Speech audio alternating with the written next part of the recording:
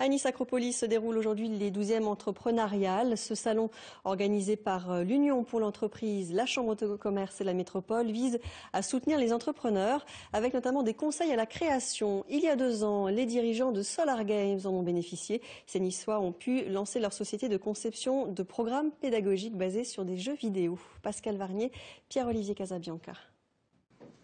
Ils sont jeunes et brillants, des pointures en informatique, tous férus de jeux vidéo. Ici, ils ne sont pas là pour s'amuser, mais pour concevoir des serious games, des jeux sérieux, en fait des programmes pédagogiques sur la base d'un jeu vidéo.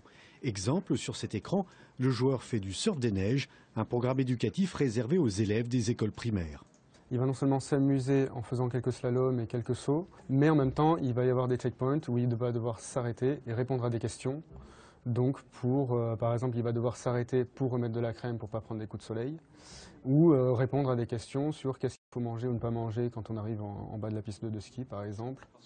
Les clients de cette PME high-tech, des écoles, des hôpitaux avec des programmes pour les enfants autistes, de grands groupes industriels aussi.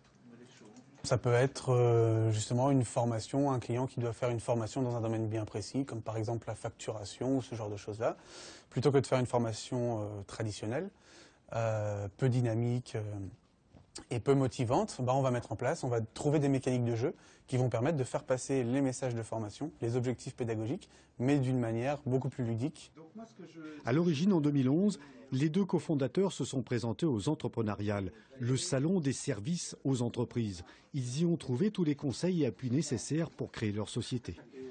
Une fois qu'ils ont maturé leur projet et qu'ils ont identifié le marché, ils sont venus nous voir à la pépinière en disant voilà, aujourd'hui on cherche un hébergement et un accompagnement. Ils sont passés devant un comité d'agrément qui a validé leur projet, qui a dit banco, on va vous héberger, on va vous accompagner et on va vous aider.